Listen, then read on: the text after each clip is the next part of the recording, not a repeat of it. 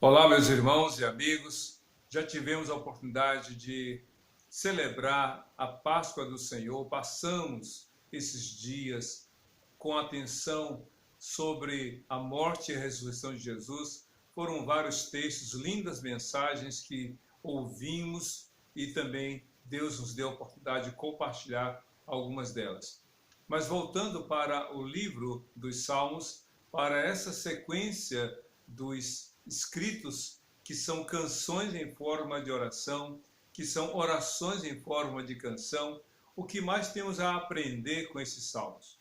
O Salmo número 10 é um salmo que traz essa constância, ou mantém essa constância que o próprio escritor Davi apresentou sobre a ação daqueles que não creem em Deus, em contraste com os que confiam no Senhor. E o Salmo número 10 dá uma atenção maior.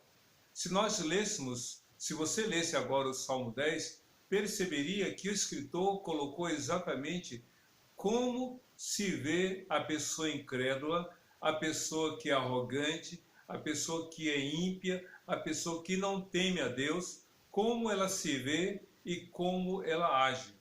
Eu tenho a impressão que o escritor do livro de Provérbios, o próprio filho de Davi, o rei Salomão, deve ter pensado nesse texto quando ele escreveu em Provérbios 23, versículo 6. Assim, versículo 7, corrigindo. Assim como ele pensa consigo mesmo, assim ele é. Vou repetir. Assim como ele pensa consigo mesmo, assim ele é. Ou seja, a imagem que a pessoa tem de si mesmo é fruto daquilo que ela tem aprendido, que ela tem vivenciado, e isso, de alguma maneira, influencia nos seus pensamentos e os seus pensamentos se manifestam em suas ações. O que a pessoa pensa de si mesma? O que ela pensa de si mesma, como ela se vê, ela vai se comportar, ela vai agir. E no caso do Salmo número 10, a gente observa que o escritor colocou algumas atitudes que revelam um coração realmente de uma pessoa que não teme a Deus. Essa pessoa faz tantas coisas erradas, coisas tão desagradáveis aos olhos de Deus, comete tanta injustiça, que o salmo começa com um pedido. O salmista, no Salmo número 10, no verso 1, diz assim: Senhor, por que estás tão longe? Por que te escondes em tempos de angústia? Na visão do escritor do Salmo, Deus parecia estar distante, parecia estar alheio, parecia estar indiferente diante do avanço da prática do injusto, da pessoa incrédula, da pessoa que não teme a Deus. Olha só o que ele fala no versículo 2 do Salmo 10. Em sua arrogância, o ímpio persegue o pobre, que é apanhado em suas tramas. Ou seja, uma pessoa impiedosa, porque o ímpio é aquela pessoa que não tem piedade. Só que piedade não é ter pena do outro. Piedade é falta de temor a Deus. Então, a pessoa ímpia é uma pessoa que não tem temor no seu coração, que não crê. E em função de não crer, não ter temor a Deus, certamente também não vai dar valor ao outro, principalmente aquele que está numa condição de inferioridade, está numa condição de necessidade.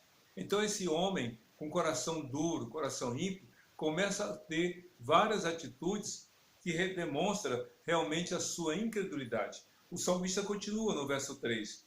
Ele se gaba de sua própria cobiça e em sua ganância amaldiçoa e insulta o Senhor. Veja a que ponto uma pessoa incrédula é capaz de chegar. Veja a que ponto uma pessoa que não teme a Deus chega a falar. É claro que existem pessoas que não vão à igreja, que não querem saber de Bíblia, que não querem saber de oração, que não querem cultuar a Deus. Eles dizem, vocês crentes lá e eu cá.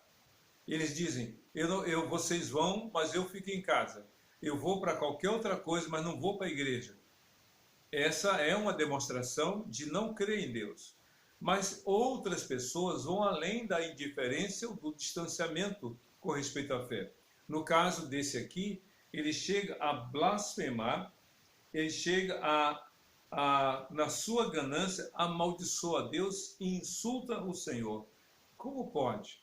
Como pode alguém criado por Deus, alguém que recebeu vida da parte de Deus, alguém que foi projeto de Deus, porque ninguém nasce por acaso, ninguém é um acidente percurso, como é que alguém pode se levantar contra o próprio Deus?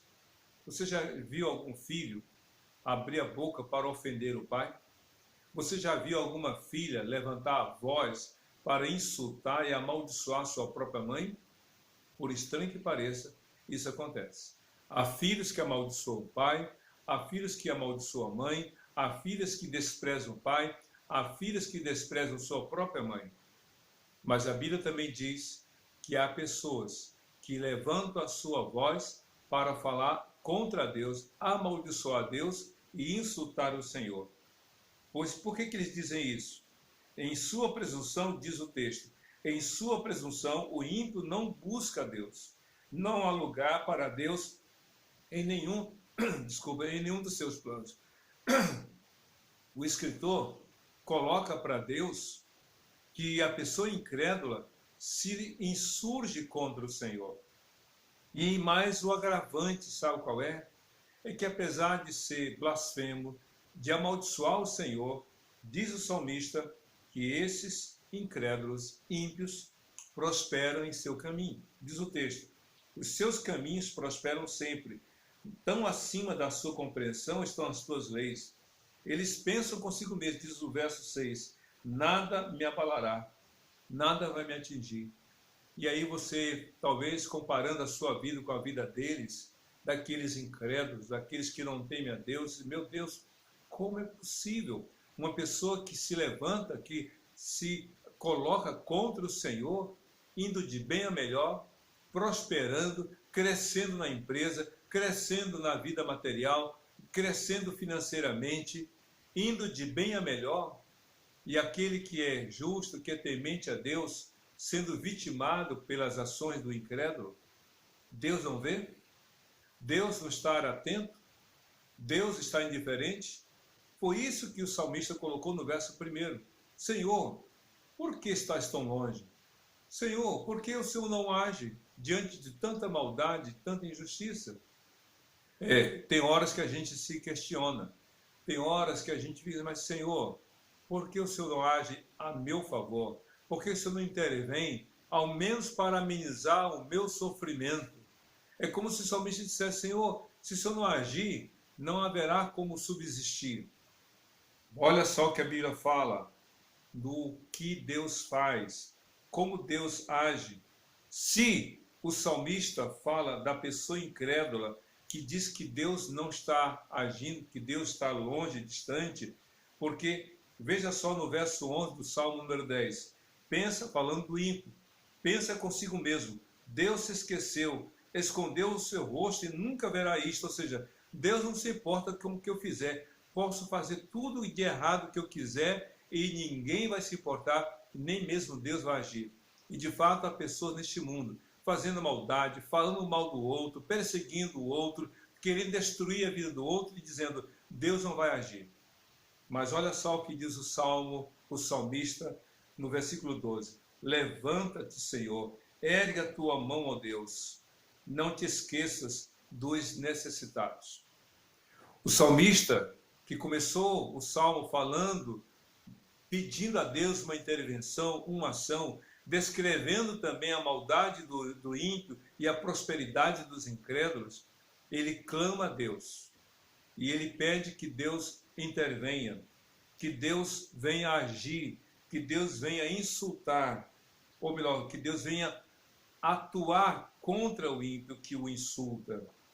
Olha só o que a Bíblia fala, como o salmista realmente expressa a sua confiança no Senhor. No verso 16, Davi diz o seguinte, o Senhor é rei para todo sempre, da sua terra desapareceram os outros povos. Tu, Senhor, ouves a súplica dos necessitados, tu os reanima e atendes ao seu clamor, defendes o órfão e o oprimido, a fim de que o homem que é pó já não lhe cause terror.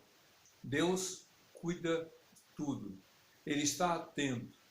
É interessante, enquanto que o ímpio, o incrédulo, acha que está no domínio de tudo e que tudo fará conforme o prazer e o desejo do seu coração, o profeta, o rei Davi, escreveu no Salmo 10, dizendo assim: Deus reina. Deus está atento, ele vai agir, ele vai atuar, ele vai socorrer. E é interessante porque ao longo do Salmo ele fala do pobre e do necessitado, e ele fala também da viúva. A viúva, naquela época, desde os 10 mandamentos, desde a Torá, que é o símbolo da lei judaica, Deus já havia dito que deveriam os hebreus se importar e cuidar dos órfãos e das viúvas. O incrédulo não tem temor a Deus e não respeita ninguém e explora até os mais necessitados. Mas o salmista diz: Deus vai agir. No tempo certo ele vai agir. Então confie em Deus. Permaneça confiando em Deus. Deus vai ouvir a sua oração e vai responder aos anseios do seu coração. Então somente persevere, persista em agir no temor do Senhor. Na hora certa, o Senhor vai agir. Olha só o que ele diz: Tu, Senhor, ouves a súplica dos necessitados. Tu os reanimas e atendes ao seu clamor. Permaneça, não desista, seja fiel a Deus e declare a sua fé em Jesus, porque ele veio responder aos anseios do nosso coração e agir sob a direção do Senhor, o nosso Criador. Confie no Senhor, tenha paz. Deus é justo e na hora certa ele vai agir para a glória dele em sua vida e na sua família. É isso que nós desejamos para seu viver, para que você seja feliz hoje e sempre, confiando em Jesus, Salvador e Senhor daquele que crê. Deus te abençoe. Amém.